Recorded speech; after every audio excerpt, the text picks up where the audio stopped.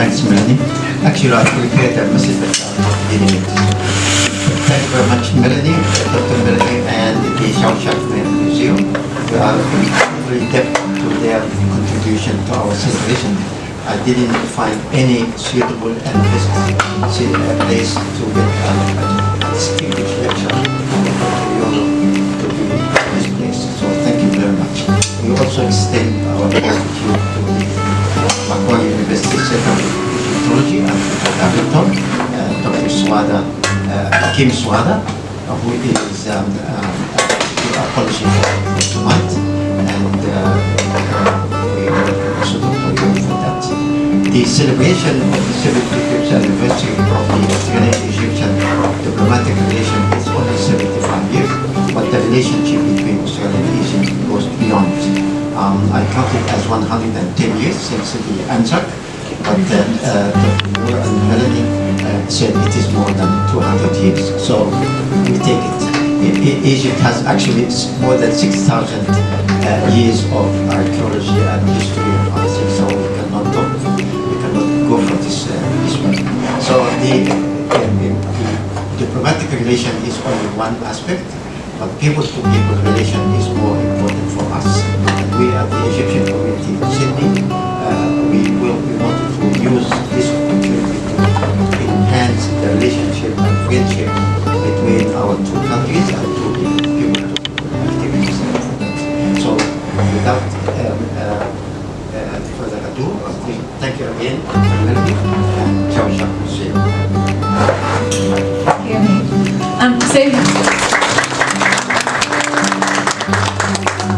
Tonight's lecture, delivered by our dear friend and colleague, Associate Professor Boyo Ockinger, will take us back to the origins of Australia's interest in and interaction with Egypt, to the very early years of the colony of New South Wales, tracing the development all the way to the present day.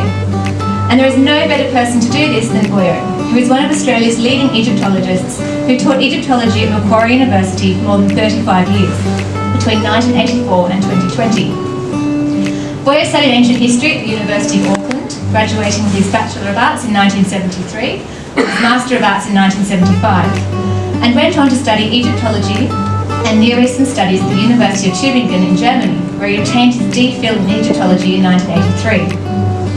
Today, Boyo focuses on research. He's the co-director of Macquarie University's Theban Tombs project, and he continues to publish widely, particularly in his areas of expertise, ancient Egyptian philology and religion. So without any further ado, please join me in welcoming to the floor Associate Professor Boyo Ockinger.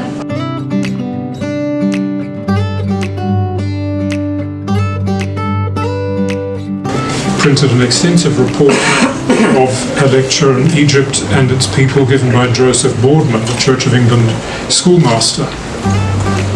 And in that lecture, he goes into great detail about the decipherment of hieroglyphics.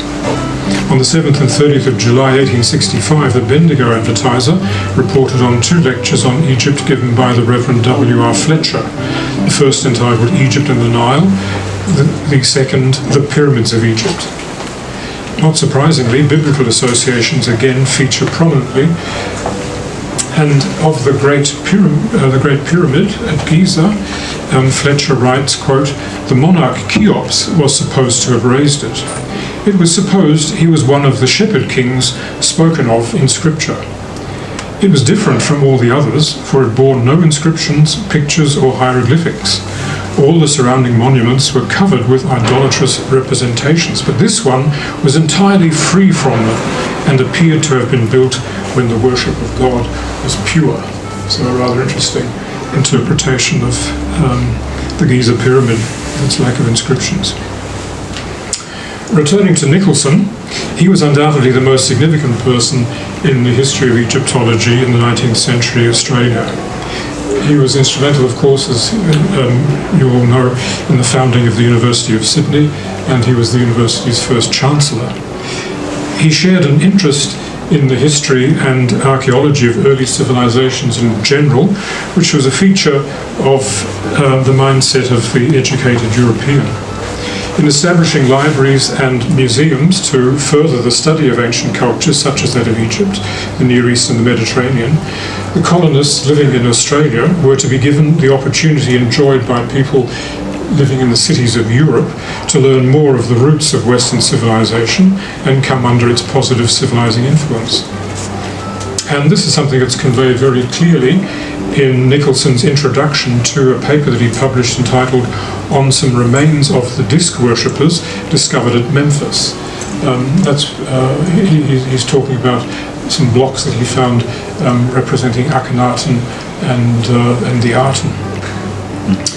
He delivered this paper in 1868 to the Royal Society of Literature in London, and he writes there, "It is hoped that the nucleus that has thus been formed in the metropolis of the Australian colonies of objects possessing considerable historical and archaeological interest, and which may be regarded as unique of their kind in the Southern Hemisphere, may from time to time be augmented by the acquisitions of colonists travelling in Europe on the Nile or in Asia Minor.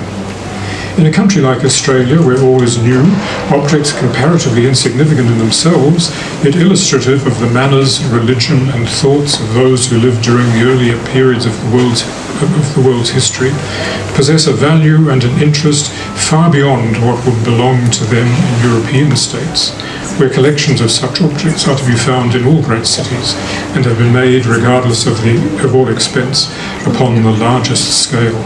End of quote. As well as this interest and occupation with Egypt for its own sake, like many of his educated contemporaries in Europe, America and Australia, and as we've already seen in some of the quotations from the newspaper articles, what also motivated Nicholson was an interest in what ancient Egypt could contribute to elucidating biblical history. In his papers on the blocks from the tomb of Moses at Saqqara, which are now, of course, here in the Chowchak Wing Museum, which he delivered to the Royal Society of Literature in January 1865, he discusses the biblical name Moses and suggests that it must derive from the Egyptian name Mosaic. And of course, he's quite right there. He also comments on the precedence given to silver in one of the titles of Mosaic. One of his titles is scribe who counts the silver and gold, and compares this with biblical usage. He was particularly interested in the royal name Tahaka that appears on the back pillar of the statue of Shep-en-Wepet, a Cushite royal woman, who's also here in the collection on the right there. It's got the number R41 in R41, because Tahaka, of course, is also mentioned in the Bible by name in 2 Kings 19:9 and Isaiah 37:9. And in this context of his interest in biblical archaeology and history, it might be noted that Nicholson was also a vice president of the Society of Biblical Archaeology. Now, Nicholson visited Egypt twice, in 1856 and 1862. The objects acquired from his 56 visit were first taken to London, where they were then studied in the British Museum and published in 1858 before they were shipped out to Australia. In the Sydney Morning Herald of the 3rd of August 1859, there's an extensive report on the collection, still in Nicholson's possession. This is before he donated it to the university in 1860. And in the report states, quote, "It is not generally known that within musket shot of Sydney there is a large collection of antiquities gathered from those countries which have been in succession the seat of civilization and empire. We can imagine no colonial treat greater than would be afforded by a quiet and deliberate examination of these valuable and in many respects beautiful specimens of antiquity." And the Egyptian part of the collection is described in most detail. The collection of fragments of papyrus and pieces of linen containing writing of various ages and in different languages. The collection contains several mummies and mummy coffins in beautiful preservation. Besides these, there are portions of mummies including 2 female hands. Upon a finger of each there is a ring, placed there thousands of years ago by the care of some mourner. End of quote. The objects acquired on the 1862 visit were sent to Sydney from England in 1864, and some of them were published in the 1860s, and the studies were reprinted in 1891 in his book Egyptiaca. and they were reprinted in 1891. So what you see here is the Egyptiaca, the reprint with the new material of 1891. Nicholson maintained his connection with Sydney. On the 25th of January 1893, the Sydney Morning Herald reported on the arrival of a series of casts of Egyptian objects in the British Museum, which Nicholson had selected for the university. The collection formed by Nicholson remains the most extensive and important collection of Egyptian antiquities in Australia. Indeed, after the loss of the Rio de Janeiro Egyptian collection, tragically, it was destroyed by fire a few years ago, the Nicholson collection is probably the most significant in the Southern Hemisphere. And of course, it's now housed here in the Chow Chak Wing Museum. This is an early photograph that Melanie gave me of the museum, and you can see there the pillars from the tomb of Mose, and here in the middle of the picture there's the Neophorus statue of the Vizier Toad, who was the Vizier of Ramesses III. And of course now we can enjoy some of these objects here in the Chow Chak Wing Museum, where they're beautifully displayed. Well, another witness to the influence of ancient Egypt on Australia is, of course, public architecture and monuments. The earliest example that I've come across is the obelisk erected by Governor Macquarie in 1818 in Macquarie Place, where it still stands today, from which all distances from Sydney were measured. But of course, one has to say that we can't be sure there was actually an Egyptian obelisk that inspired this, because these sorts of obelisks were being erected all over Europe. Particularly this form which tapers somewhat more than the Egyptian obelisks do.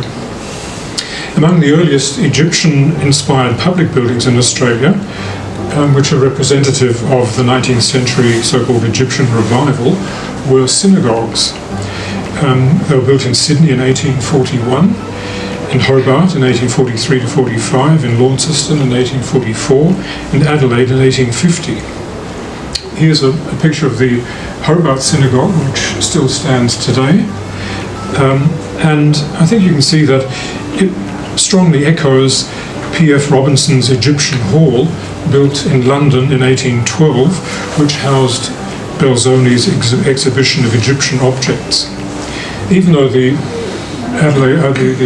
Hobart Synagogue was built 30 years later, and has a much simpler design, the influence that it was influenced by Belzoni's Egyptian Hall is quite likely, because the memory of Belzoni and his exhibition was still very much alive in Australia decades later, as an article in the Adelaide Times of the 14th of April 1854 illustrates, where we read, "We are old enough to remember Belzoni's exhibition of the antiquities he brought from Egypt and the model of the tombs he explored." The now dismantled York Street Sydney Synagogue didn't only have external Egyptian features. Its Ark of the Covenant, you see here, resembles an Egyptian naos. It's a beautiful piece of furniture with its cavetto cornice, and at the bottom, of course, that's supposed to be a winged sun disk. Now, in London and New York, they erected their well-known obelisks in 1877 and 1881, but Sydney actually beat them to the post and got its obelisk in 1857, 20 years earlier than London. Of course, it's not a genuine Egyptian obelisk. The shaft is hollow, and the bronze pyramidion at the top is filigreed, it's open, because of course the purpose of the obelisk was to provide ventilation for the city's sewage system. But it's certainly Egyptian inspired. At each corner of the base you can see a pair of sphinxes, got really funny expressions on their face, and they looked a bit surprised at being here in Sydney. They've each got a Nemes headdress, and on the top of each side of the pedestal on which the obelisk stands, there's also a winged sun disk. The Mayor of Sydney at the time, George Thornton, was actually a Freemason, I wonder whether his interest in Freemasonry might have had some influence there as well, because of course the Freemasons had a great interest in ancient Egypt.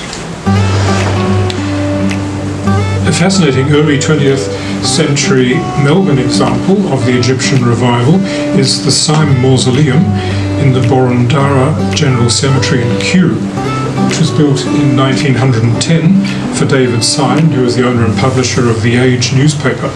And as you can see, comparing the two photographs, it's a small-scale replica of the famous Trajan's kiosk on the island of Philae.